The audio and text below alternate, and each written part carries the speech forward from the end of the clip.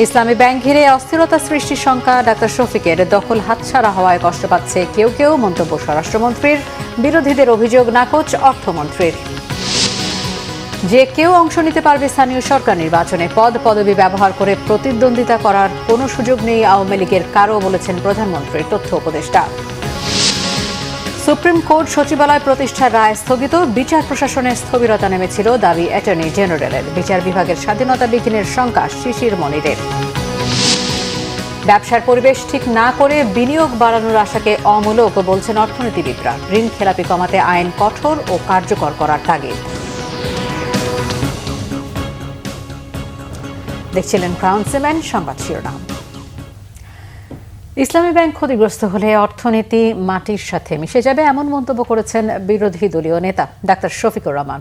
সংসদে ৬৮ বিধিতে দেয়া নোটিশের উপর আলোচনায় তিনি এই মন্তব্য করেন। ইসলামী ব্যাংকের ঘটনা পর্যালোচনায় সংসদীয় কমিটি গঠনেরও দাবি জানায় বিরোধী দল। আলোচনায় অর্থমন্ত্রী আমির খসরু মাহমুদ চৌধুরী বলেন, আর্থিক কোনো বিশৃঙ্খলা নেই, ব্যাংকের চেয়ারম্যান নিয়োগের সাথে গ্রাহকের কোনো সম্পর্ক নেই বলেও দাবি করেন তিনি। স্বরাষ্ট্রমন্ত্রী সালাউদ্দিন আহমেদ বলেন, ইসলামী ব্যাংকের দখল হাতছাড়া হয়ে যাওয়ায় কষ্ট পাচ্ছে কেউ কেউ। রিপোর্ট রিশান নাসরুল্লাহ। আজ দিনের কার্যসূচিতে দেশের ব্যাংকিং খাতের দুরবস্থা ও ইসলামী ব্যাংকের পরিস্থিতি নিয়ে সংসদে আলোচনার জন্য ৬৮ বিধিতে নোটিশ দেন বিরোধী দলীয় নেতা।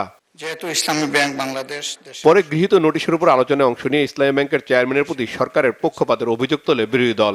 তারা বলেন, একজন পরীক্ষিত দুর্নীতিবাজকে সরকার চেয়ারম্যান হিসেবে নিয়োগ দিয়েছে। ইসলামী ব্যাংক ঘিরে দেশে বড় ধরনের অস্থিরতা তৈরি হতে পারে বলে শঙ্কা প্রকাশ করেন বিরোধী দলের সংসদ সদস্যরা। এ সময় স্পিকারের বিরুদ্ধেও পক্ষপাতিত্বের অভিযোগ করেন তারা। বাংলাদেশ ব্যাংকের এই সাবেক গভর্নরের প্রতি সরকারের এই পক্ষপাতিত্বের আমরা কারণ জানতে চাই। ইসলামী ব্যাংক কেবল একটি আর্থিক প্রতিষ্ঠান নয়, এটি একটি ইকোসিস্টেম। সুতরাং এটিকে ক্ষতিগ্রস্ত করলে সারা দেশ ক্ষতিগ্রস্ত হওয়ার সম্ভাবনা থেকে যায়। ইসলামী ব্যাংককে রাজনীতি মুক্ত করতে হবে, এটা বিশেষ রাজনৈতিক দলের হাতে কেন থাকবে? মাননীয় স্পিকার, আমাদের মাননীয় সংসদ সদস্য এবং মন্ত্রী আব্দুল আওয়াল মিন্টু সাহেব একটি ব্যাংকের কর্ণধার। আমরা কি বলবো সেটা বিএনপির ব্যাংক? আমরা কি ঢাকা ব্যাংকে বলবো মির্জা আব্বাস সেখানে ডাইরেক্টর, তাকে সেটাকে কি আমরা বলবো আপনার বিএনপির ব্যাংক? এসালামের যে মালিকানা, এই 82% হচ্ছে অন্যান্য লোকদের মালিকানাকে ডাকাতির মাধ্যমে ডিজেফাই দিয়ে এটাকে সে দখল করে জোর করে নিয়ে গেছে। আমাদের দাবি এটা অরিজিনাল মালিকদের ফেরত দিতে হবে এবং যেভাবে সুস্থভাবে চলছিল সেটাকে অব্যাহত রাখার জন্য চেষ্টা করতে হবে। নাহলে গ্রাহকরা আন্দোলন করবে, ইসলামী ব্যাংকের পক্ষে যা আছে তারা আন্দোলন করবে এবং দেশে একটা বড় ধরনের আনরেস্ট হওয়ার সম্ভাবনা আছে। বিরোধী দলের সংসদ সদস্যদের বক্তব্যের জবাবে স্বরাষ্ট্রমন্ত্রী সালাউদ্দিন আহমেদ বলেন, ইসলামী ব্যাংকের দখল হাতছাড়া হয়ে যাওয়ায় কষ্ট পাচ্ছে কেউ কেউ।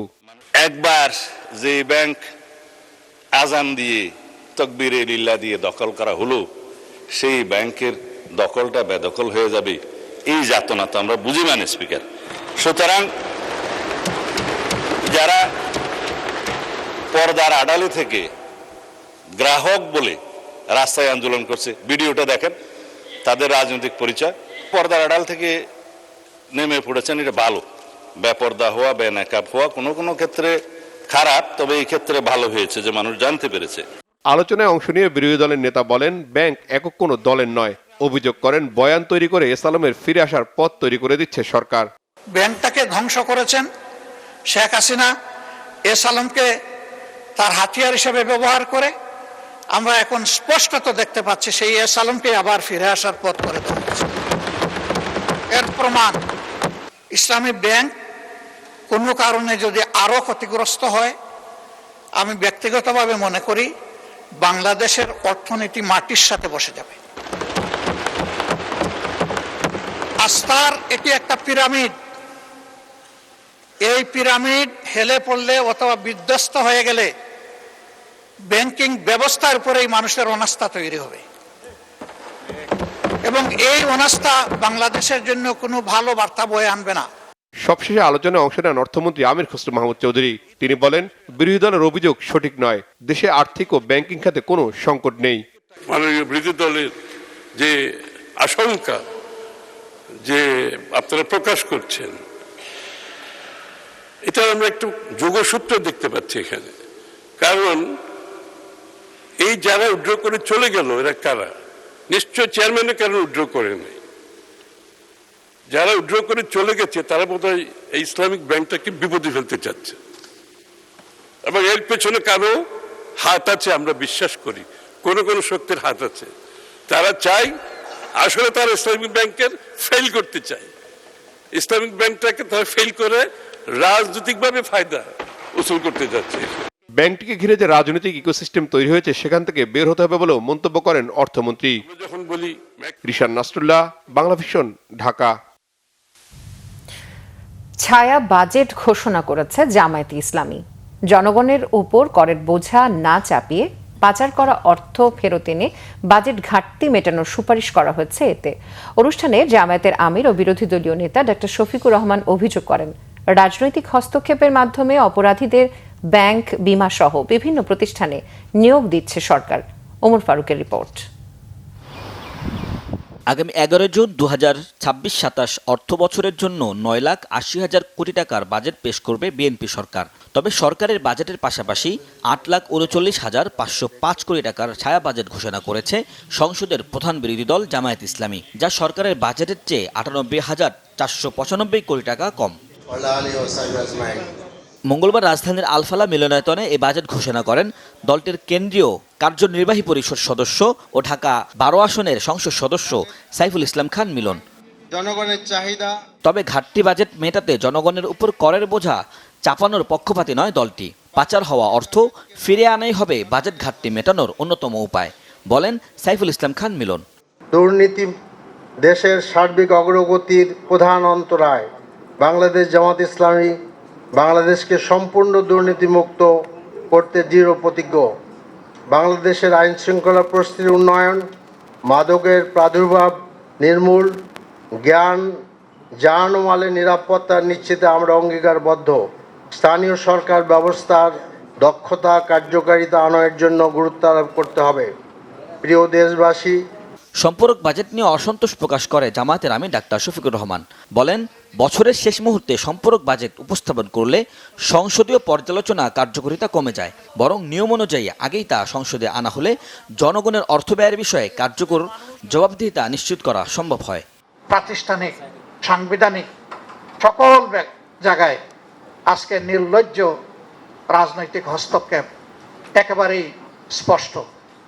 সেন্ট্রাল ব্যাংক থেকে শুরু করে বিভিন্ন ব্যাংক, বিমা কর্পোরেশন, এই সবগুলাতে আজকে সেই থাবা বিস্তৃত হচ্ছে এবং সমাজের অপরাধী লোকদেরকে গুরুত্বপূর্ণ জায়গায় বসিয়ে দেওয়া হচ্ছে, যাদের বিরুদ্ধে অপরাধ বিভিন্নভাবে প্রমাণিত। এইভাবে যদি দেশের অর্থনৈতিক ব্যবস্থাপনার উপর রাজনৈতিক অন্যায্য হস্তক্ষেপ অব্যাহত থাকে, তাহলে ইতিমধ্যেই অর্থনীতির দুই অঙ্গের এক অঙ্গ মাটির সাথে পড়ে গড়াগড়ি বাঁচছে, স্টক মার্কেট, আরেকটা অঙ্গ ব্যাংক, বিমা কর্পোরেশন। এইটাও যদি এলোমেলো বিধ্বস্ত হয়ে যায় তাহলে জাতির গন্তব্য কোথায় গিয়ে দাঁড়াবে? জনগণের কল্যাণ নিশ্চিতে বাজেট প্রণয়ন ও বাস্তবায়নের প্রতিটি স্তরে সুশাসন প্রতিষ্ঠার তাগিদ দিয়েছে জামাত। জনগণের জন্য আগামীতে। ওমর ফারুক, বাংলা ভিশন, ঢাকা। স্থানীয় সরকার নির্বাচনে যে কেউ অংশ নিতে পারবে বলে জানিয়েছেন প্রধানমন্ত্রীর তথ্য ও সম্প্রচার উপদেষ্টা ডাক্তার জাহিদুর রহমান। তিনি জানান, ছাত্র জনতার অভ্যুত্থানে ক্ষমতাচ্যুত আওয়ামী লীগের কর্মকাণ্ড সরকার নিষিদ্ধই রাখছে। দেশের সব উপজেলার স্বাস্থ্য কমপ্লেক্সগুলোকে 101 শয্যায় উন্নীত করার পরিকল্পনার কথা জানান প্রধানমন্ত্রীর তথ্য ও সম্প্রচার বিষয়ক উপদেষ্টা। সীমান্তে পুশিন ভারতের পশ্চিমবঙ্গে বিজেপির নির্বাচনী প্রতিশ্রুতি, এতে বাংলাদেশ চাপে আছে এমনটা মনে করেন না জাহিদুর রহমান। মহিবের রিপোর্টে বিস্তারিত। কাজ করার জন্যই থাকে। সচিবালয় তথ্য অধিদপ্তরের সম্মেলন কক্ষে সরকারের নানা কর্মসূচি নিয়ে ব্রিফ করেন প্রধানমন্ত্রীর তথ্য ও সম্প্রচার বিষয়ক উপদেষ্টা ডাক্তার জাহিদুর রহমান। আমরা কমনলি বলে ফেলি লোডশেডিং। জানান, দেশের মাত্র 8টি উপজেলায় 101 শয্যা হাসপাতাল রয়েছে। প্রতিটি উপজেলায় 101 শয্যার হাসপাতাল করার পরিকল্পনার কথা জানান তিনি। উপদেষ্টা বলেন, সারা দেশে 666টি খাল ইতিমধ্যেই খনন করা হয়েছে। সীমান্তে পুশিন নিয়ে প্রধানমন্ত্রী উপদেষ্টা বলেন, ভারতের কেন্দ্রীয় সরকার এটি করছে না, পশ্চিমবঙ্গের নতুন সরকারের এটি নির্বাচনী প্রতিশ্রুতি বলেও জানান তিনি। ভারতের পুশিন বাংলাদেশে যেটা করার চেষ্টা করছে, আমরা নিশ্চয়ই পশ্চিমবঙ্গের নির্বাচন ফলো করেছি। সেখানে নির্বাচনে একটা ইস্যু ছিল, এটা তাদের একটা অভ্যন্তরীণ রাজনৈতিক ব্যাপার, যেটার খানিকটা চাপ আমাদের উপরে আসছে। আমি এইভাবে মনে করি না যে বাংলাদেশের সাথে কোনো একটা টেনশন তৈরির জন্য ভারতীয় সরকার এটা করছে। পশ্চিমবঙ্গে যে নতুন সরকার দায়িত্বে এসছে নির্বাচিত হয়ে, তাদের নির্বাচনের এক ধরনের প্রতিশ্রুতি ছিল, তাদের একটা রাজনীতি আছে, সেটারই এক ধরনের বহিঃপ্রকাশ এটা। আমি দৃঢ়ভাবে বিশ্বাস করি বাংলাদেশে নতুন যে সরকার আসছে তার সাথে ভারতের সরকার, আমরা বিভিন্ন পর্যায়ে যখন কথাবার্তা বলেছি, আমার নিজেরও কিছু কথাবার্তা হয়েছে, তারা বাংলাদেশের সাথে 5 আগস্ট পরবর্তী সময়ে ডক্টর ইউনূস সরকারের সাথে যে ধরনের পরিস্থিতি ছিল সেটা থেকে তারা বেরিয়ে আসতে চান, দুই দেশই চায় সেটা। সেজন্য আমি মনে করি যে সংকটটা প্রাইমারিলি দেখা যাচ্ছে, এটার একটা সমাধান দ্রুত হবে। এটা কোনোভাবেই তাদের কোনো ইন্টেনশনালি বাংলাদেশের সাথে সম্পর্ক বা বাংলাদেশকে চাপে রাখতে চাইছেন এরকম আমি মনে করি না। স্থানীয় সরকার নির্বাচন নির্দলীয় হবে জানিয়ে উপদেষ্টা বলেন, যে কেউ ব্যক্তিগত পরিচয়ে নির্বাচনে অংশ নেবেন, সেক্ষেত্রে সরকার কোনো বাধা দেবে না। আওয়ামী লীগের পদপদবি ব্যবহার করে নির্বাচনে অংশ নেওয়ার সুযোগ নেই বলেও জানান জাহিদুর রহমান। আওয়ামী লীগের ব্যাপারে যারা নিষিদ্ধ আছে, আপনারা খেয়াল করবেন যে এই সরকারের এই বদনামও আওয়ামী গোষ্ঠীরা করেছে, যে 2009 সালের যে সন্ত্রাস দমন আইনের মাধ্যমে আওয়ামী লীগের কর্মকাণ্ড নিষিদ্ধ করা হয়েছে ফর দ্য টাইম বিং, সেটা যে অধ্যাদেশ ছিল সেটাকে এই সরকার আইনে পরিণত করেছে। তার মানে সরকার চাইছে তার কর্মসূচি নিষিদ্ধ থাকুক। মানে একজন ব্যক্তি যদি নির্বাচনে পার্টিসিপেট করতে চান, তিনি যদি আওয়ামী লীগের, কারণ এটা নির্দলীয়, এখানে কেউই দলের কথা বলবেন না, এবং তিনি যদি তার ক্যাম্পেইনে, কারণ এটা হতে পারে একজন নির্দলীয় ব্যক্তি আসলেন, কিন্তু তিনি ক্যাম্পেইনে আওয়ামী লীগ বা তাদের যা যা বলা সেগুলো বলেন, সেটা প্রবলেম হবে। এর বাইরে নির্দলীয় ব্যক্তি তার যে ক্রাইটেরিয়া আছে নির্বাচনটা করার জন্য, সেটা যদি তিনি ফুলফিল করতে পারেন, তিনি নির্বাচন করতে পারেন, নিশ্চয়ই পারেন। ভোক্তাদের কথা চিন্তা করেই ডিজেলের দাম বাড়ায়নি সরকার। দেশে 5 লাখ টনের বেশি খাদ্যশস্য মজুদ আছে। চতুর্থ প্রজন্মের যুদ্ধ বিমান কিনতে সরকার কাজ করছে বলেও জানান প্রধানমন্ত্রীর তথ্য উপদেষ্টা। মুহিবুল্লাহ মুহিব, বাংলা ভিশন, ঢাকা। রাজনৈতিক ফায়দা নিতে এবং সরকারকে ব্যর্থ প্রমাণ করতে অনেকে বিভ্রান্তিমূলক অপপ্রচার চালাচ্ছে বলেছেন মুক্তিযুদ্ধ বিষয়ক প্রতিমন্ত্রী ইশরাক হোসেন। শহীদ রাষ্ট্রপতি জিয়াউর রহমানের 45তম শাহাদাত বার্ষিকী উপলক্ষে মঙ্গলবার রাজধানীর সূত্রাপুরে দুস্থদের মাঝে খাদ্য সামগ্রী বিতরণ অনুষ্ঠানে কথা বলেন তিনি। প্রতিমন্ত্রী বলেন, দায়িত্ব নেওয়ার পর অল্প সময়ের মধ্যে নানাবিধ চ্যালেঞ্জ মোকাবেলা করছে সরকার। দেশের সচেতন মানুষ কোনো ষড়যন্ত্রে কান দেবে না বলেও মনে করেন তিনি। ইশরাক হোসেন বলেন, বিএনপির শক্তি হচ্ছে জনগণ। দেশ ও দেশের মানুষের জন্য কাজ করার কারণে ষড়যন্ত্রের শিকার হয়েছিলেন শহীদ রাষ্ট্রপতি জিয়াউর রহমান। তাই সকল ষড়যন্ত্র মোকাবেলা করে শহীদ জিয়ার মতো দেশের স্বার্থে কাজ করার কথা জানান তিনি। বলেন, সরকারের মাত্র 100 দিন হয়েছে, তাই এখনই মূল্যায়ন করার সময় হয়নি। এ সময় ঢাকা 6 আসনের মাদকসহ যাবতীয় সমস্যা সমাধানের আশ্বাসও দেন ইশরাক হোসেন। আগে বাংলাদেশের স্বার্থ, বাংলাদেশের জনগণের স্বার্থকে প্রাধান্য দিয়ে আমরা কাজ করে চলেছি। সরকার নাকি অনেক ব্যর্থ, মানে ভাবটা না এরকম, আমরা মনে হয় 5 বছর দেশ চালায়, এখন আমাদের যাওয়ার বেলা আসছে। তো বিষয়টা হচ্ছে যে এই রাজনৈতিক ফায়দা লোটার জন্য, দেশকে একটা বেকায়দায় ফেলার জন্য, আমাদের দলকে, সরকারকে বেকায়দায় ফেলার জন্য এই ধরনের বিভ্রান্তিমূলক যারা কথা বলছে, আপনারা দয়া করে সেই বিষয়গুলো থেকে সচেতন থাকবেন, সতর্ক থাকবেন। নিম্ন আদালতের বিচারকদের বদলি, পদোন্নতি, শৃঙ্খলা সংক্রান্ত পৃথক সচিবালয় প্রতিষ্ঠা সংক্রান্ত হাইকোর্টের আদেশ স্থগিত করেছেন আপিল বিভাগ। একই সাথে আগামী 16 জুন পূর্ণাঙ্গ বেঞ্চে শুনানির দিন নির্ধারণ করা হয়েছে। মঙ্গলবার প্রধান বিচারপতির নেতৃত্বে 4 সদস্যের বেঞ্চ এই আদেশ দেন। এই আদেশের ফলে হাইকোর্টের রায়ের কার্যকারিতা আপিল শুনানি পর্যন্ত স্থগিত থাকবে বলে জানান অ্যাটর্নি জেনারেল। রায়টি স্থগিত না হলে বিচার প্রশাসনে স্থবিরতা কাজ করছিল, যার কারণে পার্লামেন্টে অধ্যাদেশটি পাশ হয়নি বলে জানান রাষ্ট্রের সর্বোচ্চ আইন কর্মকর্তা। তবে রায় স্থগিতের ফলে স্বাধীন বিচার বিভাগ প্রতিষ্ঠা বাধাগ্রস্ত হলো বলে মন্তব্য করেন রিটকারী আইনজীবী শিশির মনির। বিস্তারিত রোকনুজ্জামানের রিপোর্টে। গত বছরের 2 সেপ্টেম্বর 3টি পৃথক রিট আবেদনের একসঙ্গে শুনানি করে হাইকোর্ট রায় দেয়। রায়ে অধস্থন আদালতের বিচারকদের বদলি, পদোন্নতি ও শৃঙ্খলা বিধানের দায়িত্ব ন্যস্ত হয় সুপ্রিম কোর্টের উপর। হাইকোর্টের রায় ঘোষণার পর সুপ্রিম কোর্টের সচিবালয় অধ্যাদেশ 2025 শিরোনামে গত বছরের 30 নভেম্বর অধ্যাদেশ জারি করে অন্তর্বর্তীকালীন সরকার। একই বছরের 11 ডিসেম্বর সুপ্রিম কোর্ট সচিবালয় উদ্বোধন করা হয়। যাত্রা শুরু হয় পৃথক সচিবালয়ের। তবে 9 এপ্রিল জাতীয় সংসদে সুপ্রিম কোর্ট সচিবালয় অধ্যাদেশটি রহিত করে বিল পাশ করা হয়। এদিকে হাইকোর্টের রায় স্থগিত চেয়ে আবেদন করে রাষ্ট্রপক্ষ। মঙ্গলবার শুনানি শেষে স্থগিত করে আদেশ দেয় আপিল বিভাগ। এই রায়টি স্থগিত না হলে বিচার প্রশাসনে অস্থিরতা কাজ করছিল বলে ব্রিফিংয়ে জানান অ্যাটর্নি জেনারেল। বাংলাদেশের মাননীয় প্রধান বিচারপতি সহ আপিল বিভাগের 4 বিচারপতির সমন্বয়ে গঠিত বেঞ্চ আমাদের আবেদন মঞ্জুর করেছেন। অর্থাৎ হাইকোর্ট যে রায় দিয়েছিল, যে রায়ের পরিপ্রেক্ষিতে সংবিধানের 116 অনুচ্ছেদের সংশোধনী বাতিল ঘোষণা করা হয়েছিল এবং একটি স্বতন্ত্র সচিবালয় প্রতিষ্ঠার যে নির্দেশনা দেওয়া হয়েছিল সেটি স্থগিত থাকবে। আমি বলছি চেকস অ্যান্ড ব্যালেন্স রাষ্ট্রের যে 3টে অর্গান, নির্বাহী বিভাগ, পার্লামেন্ট এবং জুডিশিয়ারি, তাদের মধ্যে একটা চেকস অ্যান্ড ব্যালেন্স যদি না থাকে তাহলে আধুনিক কোনো মডার্ন রাষ্ট্র তারা প্রপারলি ফাংশন করতে পারবে না। প্রত্যেকে যেন তার অবস্থান থেকে তার পেরিফেরির মধ্যে কাজ করতে পারে, কোনো কারণে যেন এনক্রসমেন্ট না হয়। আদেশের পর রিটকারী আইনজীবী বলেন, বিচার বিভাগ স্বাধীন না হলে, বিচারকদের স্বাধীনতা না থাকলে জনগণের জন্য তারা কাজ করতে পারবে না, বিচার কাজ সঠিকভাবে চলবে না। বিচার বিভাগ যদি স্বাধীন না হয় তাহলে শুধুমাত্র সরকার কিংবা বিরোধী দলের ব্যাপার না, জনগণের রক্ষা কবচ বলতে শেষ পর্যন্ত কিছুই আর হাতে থাকে না। এবং নিম্ন আদালতের ট্রান্সফার এবং পদোন্নতি, তাদের শৃঙ্খলা এবং তাদের ছুটি মঞ্জুরি, এগুলো যদি সুপ্রিম কোর্টের উপর ন্যস্ত না রেখে প্রশাসনিক দায় দায়িত্ব কিংবা সরকারের উপর ন্যস্ত করা হয়, তখন বিচার বিভাগ, অধস্তন বিচার বিভাগ সঠিকভাবে স্বাধীনভাবে ফাংশন করতে পারে না। বিগত বছরগুলো আমাদেরকে আঙ্গুল দিয়ে দেখিয়ে দিয়েছে। সুতরাং আমরা চাই বিচার বিভাগ আইন মেনে চলবে, মনস্টার হবে না। সরকার সবসময় আর্গুমেন্ট করে যে এটা যদি করা হয় তাহলে বিচার বিভাগ মনস্টার হয়ে যাবে। নো, আমরা কখনোই মনস্টারের পক্ষে নই। আমরা বলছি বিচারকদের আচরণবিধি থাকবে, ইন্ডিপেন্ডেন্স থাকবে।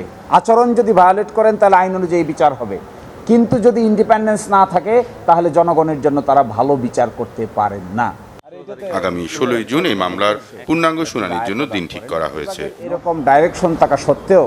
রুকুনুজ্জামান, বাংলা ভিশন, ঢাকা। জামালপুর সীমান্তে আবারও বিএসএফ এর পুশিনের চেষ্টা রুখে দিল জামালপুর 35 বিজিবি ও স্থানীয়রা। সোমবার মধ্যরাতে দেওয়ানগঞ্জের বাঘারচর সীমান্তের কুমেরের চর এলাকায় 18 জনকে পুশিনের চেষ্টার সময় এই ঘটনা ঘটে। বিজিবি ও স্থানীয়রা জানায়, গত কয়েকদিন থেকে দেশের বিভিন্ন সীমান্ত দিয়ে বাংলাদেশে পুশিনের চেষ্টা করছে বিএসএফ। রোববার রাতে বাঘারচর ও পাথরের চর সীমান্তের কাছে কুমারের চর এলাকা দিয়ে ভারতের বিএসএফ সার্চলাইট বন্ধ করে 18 জনকে পুশিনের চেষ্টা চালায়, কিন্তু জামালপুর 35 বিজিবি ও স্থানীয়দের প্রতিরোধের মুখে পুশিন চেষ্টা ব্যর্থ হয়। এ সময় সীমান্তে উত্তেজনা দেখা যায়। স্থানীয়রা লাঠিসোঁটা নিয়ে বিজিবির সঙ্গে সীমান্তে অবস্থান নেয়। এতে আতঙ্ক ছড়িয়ে পড়ে ওই অঞ্চলে। এর আগে শনিবার রাতে বড়াইবাড়ির সীমান্তে 8 জনকে পুশিনের চেষ্টা করলে বিজিবি ও এলাকাবাসীর কঠোর অবস্থানের কারণে ব্যর্থ হয় বিএসএফ।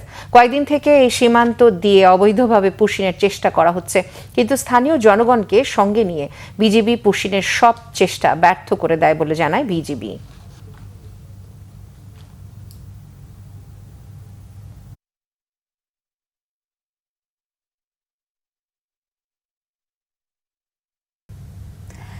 জাতীয় অর্থনৈতিক পরিষদের নির্বাহী কমিটি একনেক বৈঠকে ২,২৬৬ কোটি ৪১ লাখ টাকা ব্যয় সম্বলিত ৮টি প্রকল্পের অনুমোদন দেওয়া হয়েছে। এর মধ্যে সরকারের নিজস্ব অর্থায়ন ২,২২৯ কোটি ১৩ লাখ টাকা এবং সংস্থার নিজস্ব অর্থায়ন ৩৭ কোটি ২৮ লাখ টাকা। মঙ্গলবার সকাল 10টায় সচিবালয়ের মন্ত্রিপরিষদ বিভাগে অনুষ্ঠিত সভায় সভাপতিত্ব করেন প্রধানমন্ত্রী ও একনেক চেয়ারম্যান তারেক রহমান। সভায় নতুন ও সংশোধিত মিলিয়ে 12টি প্রকল্প অনুমোদনের জন্য উপস্থাপন করা হয়। এর মধ্যে 8টি প্রকল্প অনুমোদন দেওয়া হয়। অবকাঠামো, পানি সম্পদ, স্বাস্থ্য, তথ্য প্রযুক্তি, স্থানীয় সরকার, বিদ্যুৎ, জ্বালানি ও সামাজিক নিরাপত্তা খাতকে গুরুত্ব দেওয়া হয়েছে। সভায় প্রায় 4,000 কোটি টাকা ব্যয় চট্টগ্রামের আনোয়ারায় 800 একর জমিতে চীনা অর্থনৈতিক অঞ্চল স্থাপন প্রকল্প অনুমোদন পায়নি। ব্যবসার পরিবেশ ঠিক না করে বিনিয়োগ বাড়ানোর আশাকে অমূলক বলছেন অর্থনীতিবিদরা। বাজেটে খাতওয়ারি বিন্যাস বিনিয়োগের পথ সুগম করবে বলে অভিমত জানিয়ে দেশি বিদেশি বিনিয়োগ বাড়াতে রাজনৈতিক স্থিতিশীলতার তাগিদ অর্থনীতিবিদদের। রিপোর্ট মামুন আব্দুল্লাহর। জ্বালানি সংকট এবং দুর্বল ব্যাংকিং খাত নিয়ে এমনিতেই দেশের অর্থনৈতিক অবস্থা টালমাটাল। এরই মধ্যে চোখ রাঙাচ্ছে মূল্যস্ফীতির হার। বাংলাদেশ পরিসংখ্যান ব্যুরোর তথ্য বলছে, মে মাসে মূল্যস্ফীতি বেড়ে দাঁড়িয়েছে 9.42%, যা গেল 16 মাসের মধ্যে সর্বোচ্চ। নানা অসন্তোষের মধ্যেই পেশ হতে যাচ্ছে প্রায় 9,38,000 কোটি টাকার 56তম বাজেট, যেখানে মূল্যস্ফীতি লক্ষ্যমাত্রা 7.5%। এ বাস্তবতায় বিনিয়োগ ও কর্মসংস্থান বাড়াতে উৎপাদনশীল খাতে সুদের হার নির্দিষ্ট করে দেওয়ার তাগিদ অর্থনীতিবিদদের। ব্যক্তি খাতের বিনিয়োগ এখন যেহেতু সর্বনিম্ন পর্যায়ে আছে, এখান থেকে ঘুরে দাঁড়াতে হলে সরকারকে প্রধান যে 3টি জায়গায় দেখতে হবে, তার মধ্যে একটি হলো জ্বালানি নিরাপত্তা, 2 হলো যে ব্যবসা তৈরি করার ক্ষেত্রে যে অবকাঠামোগুলো আছে সেই অন্যান্য অবকাঠামোগুলো দেওয়া, লজিস্টিক্স, পোর্ট, রাস্তাঘাট এইটা, আর 3 হলো আইন শৃঙ্খলা পরিস্থিতি সহ সার্বিকভাবে আমাদের যেই স্থিতিশীলতা আছে সেইটাকে আনা। বাংলাদেশে উচ্চ মূল্যস্ফীতি বিরাজমান। উচ্চ মূল্যস্ফীতি থাকলে বিনিয়োগকারীদের উৎপাদন খরচ বেড়ে যায়, কাঁচামাল ক্রয় বেড়ে যায়, সুতরাং তারা কম্পিটিশন মার্কেটে পরে টিকে থাকতে পারে না। একটা বিনিয়োগকারী দেখতে চাই 10 বছরের ভিতরে আমদানি বিষয়ক যে কাঠামো রয়েছে সেটা পরিবর্তন না হয় এবং 10 বছরের ভিতরে যেন আপনার স্থিতিশীলতা থেকে অস্থিতিশীলতা না যায়। দেশি বিদেশি বিনিয়োগকারীদের বিনিয়োগ থেকে মুখ ফেরানোর জন্য নীতি সহায়তা ও এর বাস্তবায়নকেই দুষছেন অর্থনীতিবিদরা। বলছেন, খরচ বেড়েছে ব্যবসা পরিচালনে, যেখানে খরচ বাড়লে নতুন বিনিয়োগের আশায় গুড়ে বালি। কর্মসংস্থানের অবস্থা হবে আরও খারাপ। দেশীয় উদ্যোক্তাদের জন্য হোক এবং বিদেশি উদ্যোক্তাদের জন্য হোক, সবার জন্য যদি বিনিয়োগ বান্ধব পরিবেশ এই মুহূর্তে যদি আমি সৃষ্টি করতে চাই, আমার ফরেন এক্সচেঞ্জ রিজার্ভ ম্যানেজমেন্ট আমাকে ঠিক রাখতে হবে। 3 নম্বর কথা হলো যে আমার প্রশাসনিক সংস্কার করতে হবে, যেখানে আমলাতান্ত্রিক জটিলতা রয়েছে। সার্বিকভাবে অর্থনৈতিক সংস্কার, এটা আমার ব্যাংক খাত থেকে শুরু করে কর ব্যবস্থা থেকে পর্যন্ত সব জায়গাতেই কিন্তু এই সংস্কার কার্যক্রমগুলো আগাচ্ছে কিনা সেইটাও বিনিয়োগের কনফিডেন্স তৈরি করবে। বিদেশি বিনিয়োগ বাড়াতে হলে সবার আগে লাল ফিতার দৌরাত্ম্য কমানোর তাগিদ অর্থনীতিবিদদের। অর্থনীতির চাকা সচল রাখতে এবার প্রস্তাবিত নতুন বাজেটে বিনিয়োগ বাড়ানোর উপর বেশ গুরুত্ব দেওয়া হয়েছে। কর কাঠামো সহজ করা এবং ব্যবসার ব্যয় কমানোর মতো পদক্ষেপ নতুন কর্মসংস্থান ও উৎপাদনে কতটা ভূমিকা রাখতে পারে সেদিকে নজর রাখছে বিনিয়োগকারী এবং অর্থনীতিবিদরা। মামুন আবদুল্লাহ, বাংলা ভিশন, ঢাকা। অর্থনীতিবিদ অধ্যাপক ডক্টর মোস্তাফিজুর রহমান বলেন, দেশের অর্থনীতি ঠিক করতে হলে সবার আগে ব্যাংকিং খাতকে সুশৃঙ্খল করতে হবে। ব্যাংক থেকে ঋণ বিতরণের পাশাপাশি ঋণ আদায় নিশ্চিত করতে হবে। খেলাপি ঋণের সংস্কৃতি চলতে থাকলে ব্যাংকিং খাতের স্থিতিশীলতা ফিরিয়ে আনা সম্ভব হবে না। বিকেলে রাজধানীর বাংলা মোটরে উন্নয়ন সমন্বয়ের আয়োজনে সেমিনারে তিনি এই কথা বলেন। এই অর্থনীতিবিদ আরও বলেন, আসন্ন বাজেটে অর্থনীতির মৌলিক সমস্যাগুলো সমাধানের জন্য কার্যকর পদক্ষেপ থাকতে হবে। বিশেষ করে বিনিয়োগ বৃদ্ধি, মূল্যস্ফীতি নিয়ন্ত্রণ, কর্মসংস্থান সৃষ্টি এবং আর্থিক খাতে সুশাসন প্রতিষ্ঠার বিষয়গুলোকে গুরুত্ব দিতে হবে। ডক্টর মোস্তাফিজুর রহমান বলেন, ব্যাংকিং খাতে ঋণ খেলাপি কমাতে বিদ্যমান আইন আরও কঠোর ও কার্যকর করতে হবে। একই সাথে খেলাপি ঋণের সাথে জড়িত ব্যক্তি ও প্রতিষ্ঠানের বিরুদ্ধে জবাবদিহিতা নিশ্চিত করতে হবে, যাতে ভবিষ্যতে এ ধরনের অনিয়ম নিরুৎসাহিত হয়। যারা নাকি ব্যাংককে নিজের প্রাইভেট ওয়ালেট মনে করে এটাকে করেছে এবং এটা টাকা নিয়ে গেছে, তাদেরকে জবাবদিহিতার মধ্যে আনা। এখানে বলা হয়েছে কেউ তো এটাকে অডিট করেছিলেন, বোর্ড এটার জন্য পারমিশন দিয়েছিলেন, তাই না? সো এগুলোকে যদি আমরা অ্যাকাউন্টেবিলিটির মধ্যে যদি না আনতে পারি, তাহলে কিন্তু আবার এটা রিপিট হওয়ার একটা আশঙ্কা আছে বলে আমার মনে হয়। সুতরাং এটাও আমাদের দেখতে হবে যে কিভাবে গুড গভর্নেন্সটা আমরা আবার রিএস্টাবলিশ করতে পারি এবং সিগন্যাল দিতে পারি। এই যে অনেক সময় আমরা আগে শুনতাম জিরো টলারেন্স, হ্যাঁ, প্রকৃতপক্ষেই জিরো টলারেন্স করা যদি সম্ভব হয়, তো তাহলে আমরা কিন্তু মার্কেটে একটা সিগন্যালও দিব যে এটা করে পার পাওয়া যাবে না। কিছুটা কমতির দিকে হামের প্রকোপ। গত একদিনে হাম ও উপসর্গ নিয়ে মারা গেছে 3 শিশু, আর নতুন করে হাসপাতালে ভর্তি হয়েছে আক্রান্ত 1034 জন। বিভিন্ন এলাকা থেকে চিকিৎসা নিতে ঢাকায় আসছেন অনেকে। চিকিৎসকেরা বলছেন, হামের সাথে সাথে অন্যান্য রোগে আক্রান্ত হওয়ায় আরও নাজুক হচ্ছে অনেকের অবস্থা। আরিফিন শাওনের রিপোর্ট। প্রায় 3 মাস ধরে চলছে হাম সংক্রমণ। প্রতিদিন হাজারের বেশি রোগী ভর্তি হচ্ছে হাসপাতালে। মৃত্যু আর আক্রান্তের হার কিছুটা কমেছে, তবে হামসহ আরও বেশ কিছু জটিল রোগের সম্মুখীন হওয়ায় চিন্তিত রোগীর অভিভাবকরা।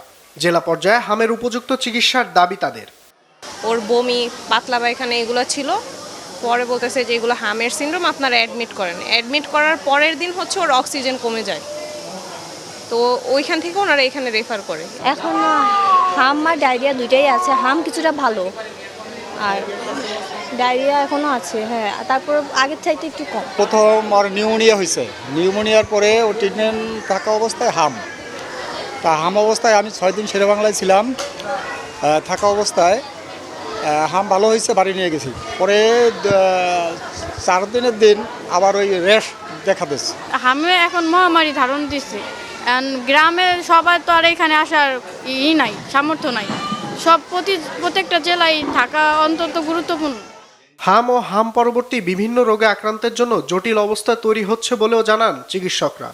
আগে যেমন প্রচণ্ড চাপ ছিল, ভর্তি দিতে পারতাম না, বেডও ক্রাইসিস ছিল, এখন কিন্তু সেটা নাই, চাপও কম, বেডও আমাদের এখন অ্যাভেলেবেল আছে।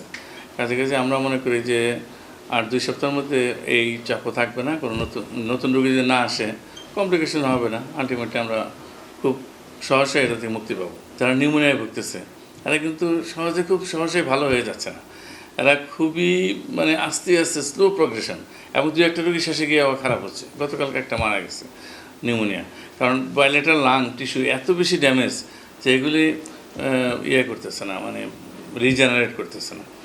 এদিকে এগিয়ে আসছে ডেঙ্গুর সময়, তাই শুধু হাম নয়, ডেঙ্গু আক্রান্ত হওয়া থেকে এখন থেকে সতর্ক থাকার পরামর্শ দিলেন বিশেষজ্ঞরা। আরফিন শাওন, বাংলা ভিশন, ঢাকা। রাজধানীতে স্বেচ্ছাসেবক দলের সাবেক নেতা বিল্লাল হোসেন তালুকদার হত্যাকাণ্ডের ঘটনায় হত্যা মামলা করেছেন তার স্ত্রী। রমনা থানায় দায়ের করা এই মামলায় বহিষ্কৃত যুবদল নেতা দিদারুল ইসলাম বাবু সহ বেশ কয়েকজনকে আসামি করা হয়েছে। এই হত্যাকাণ্ডে জড়িত অভিযোগে 2 জনকে গ্রেফতার করা হয়েছে। দোষীদের শাস্তির দাবি নিহতের পরিবারের। বিস্তারিত সৈকত সাদিকের প্রতিবেদনে।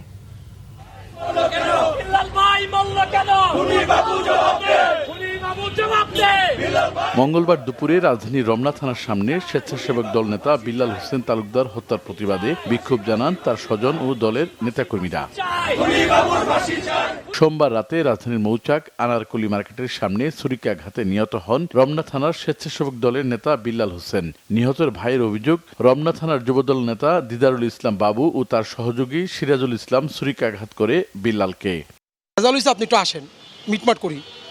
তো আমার ভাই সরল মনে বাবু ডাকছে, বাবু না ছোটো ভাই, তো উনি গেছে, যার পরে দেখে ওইখানে 100 পোলাবানের মতো নিয়ে আরও প্রস্তুত।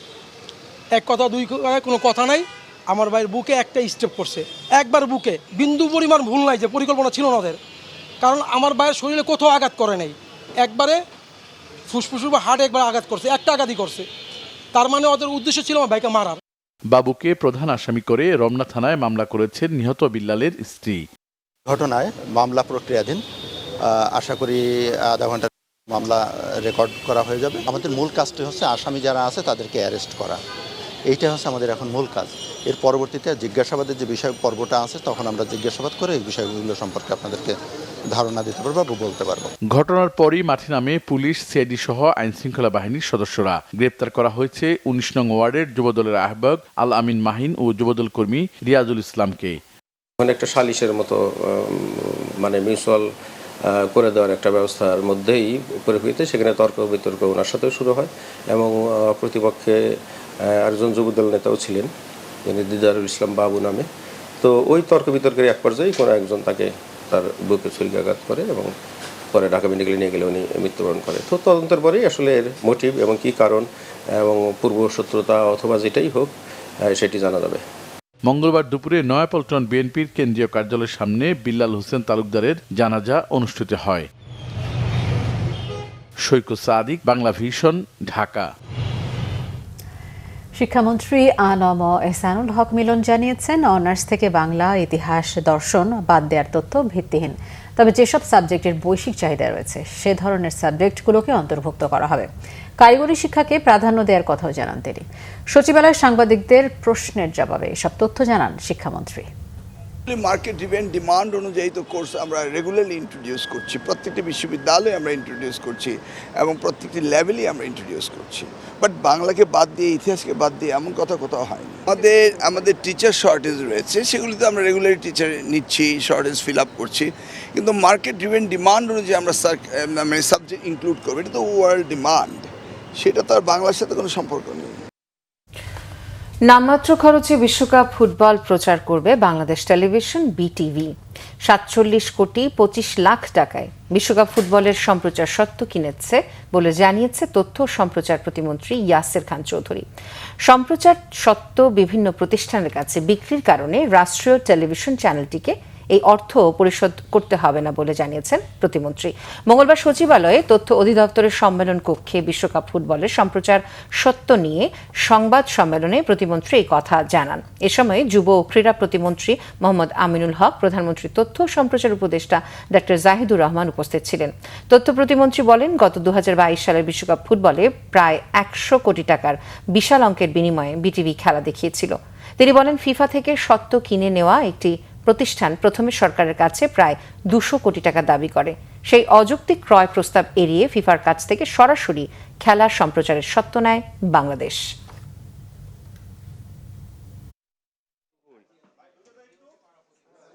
অত্যন্ত স্বচ্ছ প্রক্রিয়ায় এবং বাংলাদেশের নীতিমালার আলোকে এবারের ফুটবল বিশ্বকাপ সম্প্রচারের চূড়ান্ত চুক্তিমূল্য নির্ধারিত হয়েছে মাত্র $3.85 মিলিয়ন। গত ২০২২ সালের বিশ্বকাপ ফুটবলে প্রায় ১০০ কোটি টাকার বিশাল অঙ্কের বিনিময়ে বাংলাদেশ টেলিভিশন খেলা দেখাতে বাধ্য হয়েছিল। সেই ধোঁয়াশাপূর্ণ চুক্তির স্বচ্ছতা নিয়ে আজ দেশের মানুষের কাছে মনে বড় একটি প্রশ্ন হয়ে দাঁড়িয়েছে। আপনারাও জানেন, পত্রপত্রিকায় তো আপনারাই লিখেছেন যে ২০০ কোটি টাকার, আমরা নিজেরা দেখেছি যে ২০০ কোটি টাকার প্রস্তাবনা দেওয়া হয়েছিল। বিমস্টেক মহাসচিব ইন্দ্রামণি পাণ্ডে বলেছেন, তরুণদের দক্ষতা, সৃষ্টিশীলতার উপর বাংলাদেশ সহ এই অঞ্চলের দেশগুলোর উন্নয়ন নির্ভর করছে।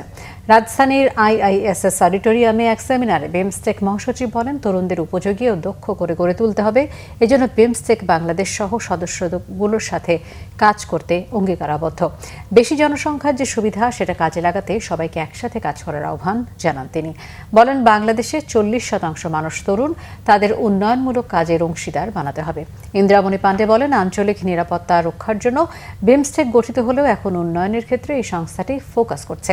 Bangladesh institute of international and strategic studies ও জাতিসংঘ প্রকল্প সেবা কার্যালয় যৌথভাবে সেমিনারের আয়োজন করে।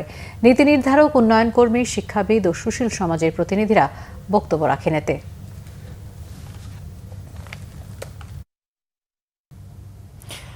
গণভোট, রাষ্ট্র সংস্কার ও সিরাজুল আলম খানের প্রাসঙ্গিকতা শীর্ষক আলোচনা সভা হয়েছে জাতীয় প্রেস ক্লাবে। মুক্তিযুদ্ধের অন্যতম সংগঠক, রাজনৈতিক তাত্ত্বিক সিরাজুল আলম খানের ৩য় মৃত্যুবার্ষিকী উপলক্ষে প্রেস ক্লাবে আব্দুল সালাম মিলনায়তনে আলোচনা সভার আয়োজন করে জাতীয় সমাজতান্ত্রিক দল JSD। মূল প্রবন্ধ উপস্থাপন করেন গীতিকবি ও রাষ্ট্রচিন্তক শহীদুল্লাহ ফরাইজি। বক্তব্য রাখেন রাষ্ট্র সংস্কার আন্দোলনের সভাপতি হাসনাত কাইয়ুম। বক্তারা বলেন, সিরাজুল আলম খানের দর্শন অনুযায়ী রাজনীতি কেবল নির্বাচন কেন্দ্রিক নয়, বরং রাষ্ট্র পরিচালনায় শিক্ষক, চিকিৎসক, কৃষক, শ্রমিক সহ সর্বস্তরের নাগরিক সমাজের প্রত্যক্ষ অংশীদারিত্ব নিশ্চিত করা।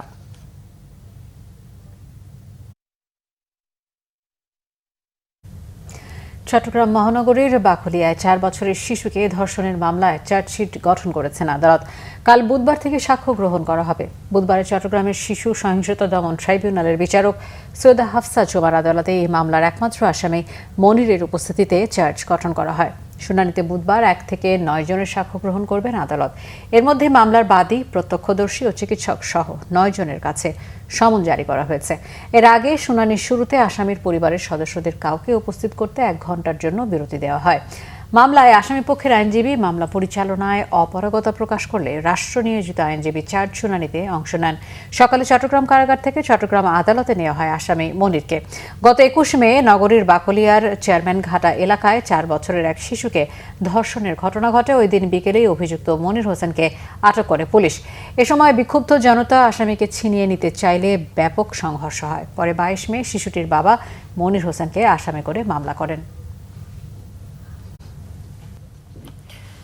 টাঙ্গাইলের সখীপুরে দাঁড়িয়ে থাকা বাঁশ বোঝাই ট্রাকের পেছনে মুরগি বোঝাই পিকআপ ভ্যানের ধাক্কায় পিকআপের চালক সহ 4 জন নিহত হয়েছে। এই ঘটনায় ট্রাকের একজন গুরুতর আহত হয়েছে। ভোর 4:30টার দিকে সখীপুর সাগরদিঘি সড়কের কালিয়া ঘোনার চালা এলাকায় এই দুর্ঘটনায় নিহতরা হলেন পিকআপের চালক নুরনবী, হেলপার রফিকুল, সাগর ও সুমন। লাশগুলো থানায় নিয়ে গেছে পুলিশ। আহত জহিরুল ইসলাম ট্রাকেই ছিলেন। স্থানীয়রা জানান বাঁশ বোঝাই ট্রাকটি ঘটনাস্থলে দাঁড়িয়েছিল। এ সময় ঢাকা অভিমুখী মুরগি বোঝাই পিকআপ ভ্যানটি সেখানে দাঁড়িয়ে থাকা ট্রাকের পেছনে ধাক্কা দেয়। এতে ঘটনাস্থলে পিকআপের 4 জন নিহত এবং 1 জন আহত হন। বিশ্বকাপ উন্মাদনায় শুরু হচ্ছে ঢাকা ফুটবল ফিয়েস্তা। বিভাগের শহরগুলোর ফ্যান জোনে বড় স্ক্রিনে খেলা দেখতে পারবেন দর্শকরা। আর্জেন্টিনা, ব্রাজিল বড় 2 দলের সমর্থককে বিভক্ত জাতীয় দলের ফুটবলাররাও বিশ্বকাপের খেলায় জাতীয় দলের ফুটবলাররা অনুপ্রাণিত হবে এবং আসন্ন সাফে শিরোপা পুনরুদ্ধার করবে বাংলাদেশ, এই প্রত্যাশা ক্রীড়া প্রতিমন্ত্রী আমিনুল হকের। জামাল মোরসালিনরাও স্বপ্ন দেখছেন একদিন বিশ্বকাপ খেলবে বাংলাদেশও। মানিক মাহমুদের রিপোর্ট। বাংলাদেশ বিশ্বকাপ ফুটবলে না খেললেও পৃথিবীর অনেক দেশের চেয়েও ফুটবল পাগল ভক্তের সংখ্যা অনেক বেশি এই দেশে। বিশেষ করে আর্জেন্টিনা, ব্রাজিল 2 বড় দলের সমর্থকদের বাকযুদ্ধ ঘর থেকে মাঠে সব জায়গায় বিশ্বকাপের ফুটবল উন্মাদনায় মেতে উঠতে শুরু হচ্ছে ঢাকা ফুটবল ফিয়েস্তা। ফ্যান জোনে দর্শকদের জন্য থাকছে বড় স্ক্রিনে খেলা দেখা সহ আরও নানা ব্যবস্থা। অনুষ্ঠানে উপস্থিত জাতীয় দলের ফুটবলারদের মধ্যে বিশ্বকাপের সমর্থন নিয়ে হয় অম্লমধুর বিতর্ক। রাজধানীর একটি হোটেলে বর্ণিল আয়োজনে 2003 জয়ী সাফ ফুটবলারদের সংবর্ধনা দেওয়া হয়। স্বর্ণালী স্মৃতি রোমন্থন করেন সাফজয়ী দলের ফুটবলাররা। বাংলাদেশের বিশ্বকাপ সাফ ফুটবল 2003-এর পর শিরোপা অধরা লাল সবুজদের। আসন্ন সাফে সে খরা কাটবে আশা ক্রীড়া প্রতিমন্ত্রী আমিনুল হক, জাতীয় দলের ফুটবলার জামাল মোরসালিন জায়ানদের। প্রত্যেকটি খেলোয়াড়রাই অনুধাবন করতে পারছে। সো ইনশাল্লাহ আমরা আশা করি আমাদের সেই বহুল কাঙ্ক্ষিত সাফ 2003-এর পরে ইনশাল্লাহ আমরা চ্যাম্পিয়নশিপ অর্জন করার আমার কাছে মনে হয় যে আমরা দ্বার প্রান্তে রয়েছি। এখন সময়ের অপেক্ষা, ইনশাল্লাহ আমরা সেই লক্ষ্যে পৌঁছাতে পারবো। ফাহাদ আসবে, ওই ফুলহ্যামের প্লেয়ার। সো আমি মনে করি উনি আসলে টিম আরও স্ট্রং হবে। সো যেটা আপনি বলছেন step by step team strong হইতেছে। আমাদের সাফ আছে সামনে, এরপরে এশিয়ান কোয়ালিফায়ার ম্যাচগুলো আছে। সো আস্তে আস্তে আমরা ইনশাল্লাহ আশাবাদী খেলবো ইনশাল্লাহ। শুধু ঢাকা নয়, বিভাগীয় শহরগুলোতেও ফ্যান জোনে খেলা দেখানোর চেষ্টা করছে আয়োজকরা। অনুষ্ঠানে স্বাধীন বাংলা ফুটবল দলের 2 কৃতি ফুটবলার প্রতাপ শঙ্কর হাজরা এবং শেখ আশরাফ আলীকে দেওয়া হয় সম্মাননা। হাউস অ্যাথলেট স্পোর্টস গিয়ার এবং যুব ও ক্রীড়া মন্ত্রণালয়ের আয়োজনে অনুষ্ঠানের শেষটা বর্ণিল হয়েছে বিশ্বকাপ জার্সির ফ্যাশন শো এবং ডিজে ফিউশনে। আগামী 11 জুন শুরু হচ্ছে বিশ্বকাপ ফুটবল মহাযজ্ঞ। Manik Mahmud, Bangla vision, Dhaka. BCBL bankers futsal championship 2026-এর জার্সি ও ট্রফি উন্মোচন এবং গ্রুপিংয়ের ড্র অনুষ্ঠিত হচ্ছে। আগামী 13, 19 ও 20 জুন বসুন্ধরা স্পোর্টস সিটিতে হবে এই টুর্নামেন্ট। দেশের প্রথম সারির 13টি ব্যাংক প্রতিযোগিতায় অংশ নিচ্ছে। চ্যাম্পিয়ন দল পাবে 3 লক্ষ টাকা পুরস্কার এবং রানার্স আপ দল পাবে 2 লক্ষ টাকা। রাজধানীর একটি ক্লাবে আয়োজিত অনুষ্ঠানে বিশেষ অতিথি হিসেবে উপস্থিত ছিলেন জাতীয় ফুটবল দলের সাবেক অধিনায়ক রুমান বিন ওয়ালি সাব্বির। আরও উপস্থিত ছিলেন বিসিবিএল এর সভাপতি রাশেদ আক্তার, সাধারণ সম্পাদক রশিদ উন নবী সহ দেশের বিভিন্ন ব্যাংকের ব্যবস্থাপনা পরিচালকরা। ব্যাংকিং খাতের পেশাজীবীদের মধ্যে পারস্পরিক সম্পর্ক উন্নয়ন, সুস্থ প্রতিযোগিতা এবং ক্রীড়া সংস্কৃতি বিকাশের লক্ষ্যেই এই টুর্নামেন্টের আয়োজন। সংবাদ শেষ করব, তার আগে ক্রাউন সিমেন্ট শিরোনামগুলো জানিয়ে দিচ্ছি আরও একবার। ইসলামী ব্যাংক ঘিরে অস্থিরতা সৃষ্টির শঙ্কা ডক্টর শফিকের। দখল হাতছাড়া হওয়ায় কষ্ট পাচ্ছে কেউ কেউ, মন্তব্য স্বরাষ্ট্রমন্ত্রীর। বিরোধীদের অভিযোগ নাকচ অর্থমন্ত্রীর। যে কেউ অংশ নিতে পারবে স্থানীয় সরকার নির্বাচনে, পদ পদবি ব্যবহার করে প্রতিদ্বন্দ্বিতা করার সুযোগ নেই আওয়ামী লীগের কারো, বলেছেন প্রধানমন্ত্রীর তথ্য উপদেষ্টা। সুপ্রিম কোর্ট সচিবালয় প্রতিষ্ঠার রায় স্থগিত। বিচার প্রশাসনে স্থবিরতা নেমেছিল দাবি অ্যাটর্নি জেনারেলের। বিচার বিভাগের স্বাধীনতা বিঘ্নের শঙ্কা শিশির মনিরের।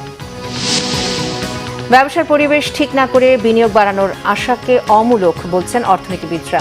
ঋণ খেলাপি কমাতে আইন কঠোর ও কার্যকর করার তাগিদ। এই ছিল এখনকার মতো। পরের সংবাদ রাত 1টায় দেখার আমন্ত্রণ রইল। এছাড়া বাংলা ভিশন সংবাদ ও সংবাদ সংশ্লিষ্ট অনুষ্ঠান দেখতে ভিজিট করুন www.bbnews24.com ও facebook.com/banglavisionnews এবং সাবস্ক্রাইব করুন youtube.com/banglavisionnews। ধন্যবাদ। শুভরাত্রি।